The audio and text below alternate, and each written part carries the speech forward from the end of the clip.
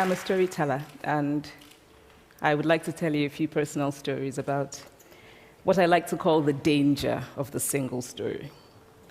I grew up on a university campus in eastern Nigeria. My mother says that I started reading at the age of 2, although I think 4 is probably close to the truth. So I was an early reader, and what I read were British and American children's books. I was also an early writer. And when I began to write at about the age of 7, stories in pencil with crayon illustrations that my poor mother was obligated to read, I wrote exactly the kinds of stories I was reading. All my characters were white and blue-eyed. They played in the snow. They ate apples. And they talked a lot about the weather, how lovely it was that the sun had come out. Now, this despite the fact that I lived in Nigeria. I had never been outside Nigeria. We didn't have snow. We ate mangoes. And we never talked about the weather because there was no need to. My characters also drank a lot of ginger beer because the characters in the British books I read drank ginger beer. Never mind that I had no idea what ginger beer was. And for many years afterwards, I would have a desperate desire to taste ginger beer. But that is another story. What this demonstrates, I think, is how impressionable and vulnerable we are in the face of a story, particularly as children. Because all I had read were books in which characters were foreign, I had become convinced that books, by their very nature, had to have foreigners in them and had to be about things with which I could not personally identify. Now, things changed when I discovered African books. There weren't many of them available, and they weren't quite as easy to find as the foreign books, but because of writers like Chinua Achebe and Kamara Laye, I went through a mental shift in my perception of literature. I realized that people like me, girls with skin the color of chocolate, whose kinky hair could not form ponytails, could also exist in literature. I started to write about things I recognized. Now, I loved those American and British books I read. They stirred my imagination. They opened up new worlds for me. But the unintended consequence was that I did not know that people like me could exist in literature. So what the discovery of African writers did for me was this. It saved me from having a single story of what books are. I come from a conventional middle-class Nigerian family. My father was a professor. My mother was an administrator. And so we had, as was the norm, live-in domestic help who would often come from nearby rural villages. So the year I turned 8, we got a new houseboy. His name was Fide. The only thing my mother told us about him was that his family was very poor. My mother sent yams and rice and our old clothes to his family. And when I didn't finish my dinner, my mother would say, "Finish your food. Don't you know people like Fide's family have nothing?" So I felt enormous pity for Fide's family. Then one Saturday, we went to his village to visit. And his mother showed us a beautifully patterned basket made of dyed raffia that his brother had made. I was startled. It had not occurred to me that anybody in his family could actually make something. All I had heard about them was how poor they were, so that it had become impossible for me to see them as anything else but poor. Their poverty was my single story of them. Years later, I thought about this when I left Nigeria to go to university in the United States. I was 19. My American roommate was shocked by me. She asked where I had learned to speak English so well and was confused when I said that Nigeria happened to have English as its official language. She asked if she could listen to what she called my tribal music, and was consequently very disappointed when I produced my tape of Mariah Carey. She assumed that I did not know how to use a stove. What struck me was this. She had felt sorry for me even before she saw me. Her default position toward me, as an African, was a kind of patronizing, well-meaning pity. My roommate had a single story of Africa, a single story of catastrophe. In this single story, there was no possibility of Africans being similar to her in any way, no possibility of feelings more complex than pity, no possibility of a connection as human equals. I must say that before I went to the US, I didn't consciously identify as African. But in the US, whenever Africa came up, people turned to me, never mind that I knew nothing about places like Namibia. But I did come to embrace this new identity, and in many ways, I think of myself now as African, although I still get quite irritable when Africa is referred to as a country, the most recent example being my otherwise wonderful flight from Lagos 2 days ago, in which there was an announcement on the Virgin flight about their charity walk in India, Africa, and other countries. So after I had spent some years in the US as an African, I began to understand my roommate's response to me. If I had not grown up in Nigeria, and if all I knew about Africa were from popular images, I too would think that Africa was a place of beautiful landscapes, beautiful animals, and incomprehensible people fighting senseless wars, dying of poverty and AIDS, unable to speak for themselves, and waiting to be saved by a kind white foreigner. I would see Africans in the same way that I, as a child, had seen Fide's family. This single story of Africa ultimately comes, I think, from Western literature. Now, here's a quote from the writing of a London merchant called John Locke, who sailed to West Africa in 1561 and kept a fascinating account of his voyage. After referring to the black Africans as beasts who have no houses, he writes, "They are also people without heads, having their mouths and eyes in their breasts." Now, I've laughed every time I've read this, and one must admire the imagination of John Locke. But what is important about his writing is that it represents the beginning of a tradition of telling African stories in the West, a tradition of sub-Saharan Africa as a place of negatives, of difference, of darkness, of people who, in the words of the wonderful poet Rudyard Kipling, are half devil, half child. And so I began to realize that my American roommate must have, throughout her life, seen and heard different versions of this single story. As had a professor who once told me that my novel was not authentically African. Now, I was quite willing to contend that there were a number of things wrong with the novel, that it had failed in a number of places, but I had not quite imagined that it had failed at achieving something called African authenticity. In fact, I did not know what African authenticity was. The professor told me that my characters were too much like him, an educated and middle-class man. My characters drove cars. They were not starving. Therefore, they were not authentically African. But I must quickly add that I, too, am just as guilty on the question of the single story. A few years ago, I visited Mexico from the US. The political climate in the US at the time was tense, and there were debates going on about immigration. And, as often happens in America, immigration became synonymous with Mexicans. There were endless stories of Mexicans as people who were fleecing the healthcare system, sneaking across the border, being arrested at the border, that sort of thing. I remember walking around on my first day in Guadalajara, watching the people going to work, rolling up tortillas in the marketplace, smoking, laughing. I remember first feeling slight surprise, and then I was overwhelmed with shame. I realized that I had been so immersed in the media coverage of Mexicans that they had become one thing in my mind, the abject immigrant.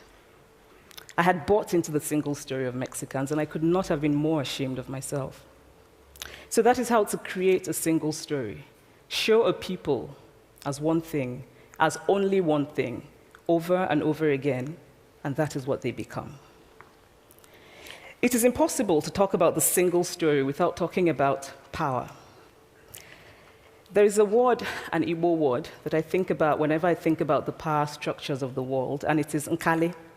It's a noun that loosely translates to be greater than another.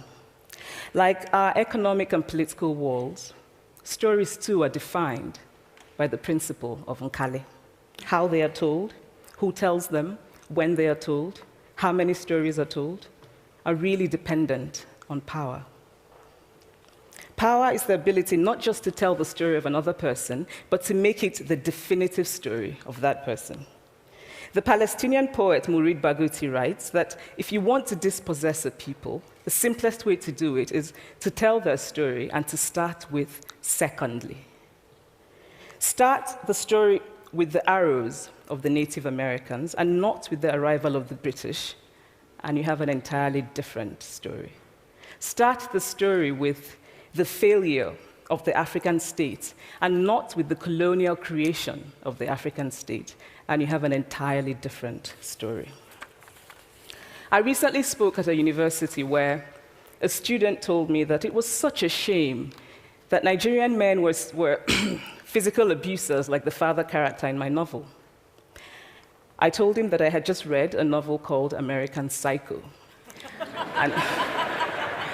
and that it was such a shame that young Americans were serial murderers. Now,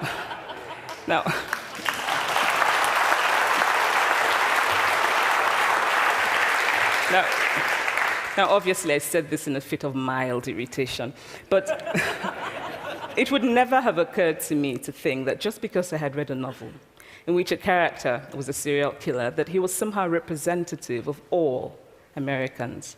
And now, this is not because I'm a better person than that student, but because of America's cultural and economic power, I had many stories of America. I had read Tylan, Updike, and Steinbeck, and Gateskill. I did not have a single story of America. When I learned some years ago that writers were expected to have had really unhappy childhoods to be successful, I began to think about how I could invent horrible things my parents had done to me. But the truth is that I had a very happy childhood, full of laughter and love, in a very close-knit family. But I also had grandfathers who died in refugee camps. My cousin, Polly, died because he could not get adequate health care. One of my closest friends, Ukuloma, died in a plane crash because our fire trucks did not have water. I grew up under repressive military governments that devalued education so that sometimes my parents were not paid their salaries. And so as a child, I saw jam disappear from the breakfast table. Then margarine disappeared. Then bread became too expensive. Then milk became rationed. And most of all, a kind of normalized political fear invaded our lives. All of these stories make me who I am. But to insist on only these negative stories is to flatten my experience and to overlook the many other stories that formed me. The single story creates stereotypes, and the problem with stereotypes is not that they are untrue, but that they are incomplete. They make one story become the only story. Of course, Africa is a continent full of catastrophes, the immense ones, such as the horrific rapes in Congo, and depressing ones, such as the fact that 5,000 people apply for one job vacancy in Nigeria. But there are other stories that are not about catastrophe, and it is very important, it is just as important to talk about them. I've always felt that it is impossible to engage properly with a place or a person without engaging with all of the stories of that place and that person. The consequence of the single story is this: it robs people of dignity. It makes our recognition of our equal humanity difficult. It emphasizes how we are different rather than how we are similar. So what if before my Mexican trip, I had followed the immigration debate from both sides, the US and the Mexican? What if my mother had told us that Fide's family was poor and hardworking? What if we had an African television network that broadcast diverse African stories all over the world, what the Nigerian writer Chinua Achebe calls a balance of stories? What if my roommate knew about my Nigerian publisher, Mukhtar Bakare, a remarkable man who left his job in a bank to follow his dream and start a publishing house? Now, the conventional wisdom was that Nigerians don't read literature. He disagreed. He felt that people who could read would read if you made literature affordable and available to them. Shortly after he published my first novel, I went to a TV station in Lagos to do an interview. And a woman who worked there as a messenger came up to me and said, "I really liked your novel. I didn't like the ending. Now you must write a sequel, and this is what will happen." And she went on to tell me what to write in the sequel. Now, I was not only charmed, I was very moved. Here was a woman, part of the ordinary masses of Nigerians who were not supposed to be readers. She had not only read the book, but she had taken ownership of it and felt justified in telling me what to write in the sequel. Now, what if my roommate knew about my friend, Fumi Yonda, a fearless woman who hosts a TV show in Lagos and is determined to tell the stories that we prefer to forget? What if my roommate knew about the heart procedure that was performed in a Lagos hospital last week? What if my roommate knew about contemporary Nigerian music, talented people singing in English and Pidgin and Igbo and Yoruba and Ijo, mixing influences from Jay-Z to Fela to Bob Marley to their grandfathers? What if my roommate knew about the female lawyer who recently went to court in Nigeria to challenge a ridiculous law that required women to get their husband's consent before renewing their passports? What if my roommate knew about Nollywood, full of innovative people making films despite great technical odds? Films so popular that they really are the best example of Nigerians consuming what they produce. What if my roommate knew about my wonderfully ambitious hair braider who has just started her own business selling hair extensions? Or about the millions of other Nigerians who start businesses and sometimes fail, but continue to nurse ambition? Every time I am home, I am confronted with the usual sources of irritation for most Nigerians: our failed infrastructure, our failed government, but also by the incredible resilience of people who thrive despite the government rather than because of it. I teach writing workshops in Lagos every summer, and it is amazing to me how many people apply, how many people are eager to write, to tell stories. My Nigerian publisher and I have just started a nonprofit called Farafina Trust, and we have big dreams of building libraries and refurbishing libraries that already exist and providing books for state schools that don't have anything in their libraries, and also of organizing lots and lots of workshops on reading and writing for all the people who are eager to tell our many stories. Stories matter. Many stories matter. Stories have been used to dispossess and to malign, but stories can also be used to empower and to humanize. Stories can break the dignity of a people, but stories can also repair that broken dignity. The American writer Alice Walker wrote this about her southern relatives who had moved to the north, and she introduced them to a book about the southern life that they had left behind. They sat around reading the book themselves, listening to me read the book, and a kind of paradise was regained. I would like to end with this thought, that when we reject the single story, when we realize that there is never a single story about any place, we regain a kind of paradise. Thank you.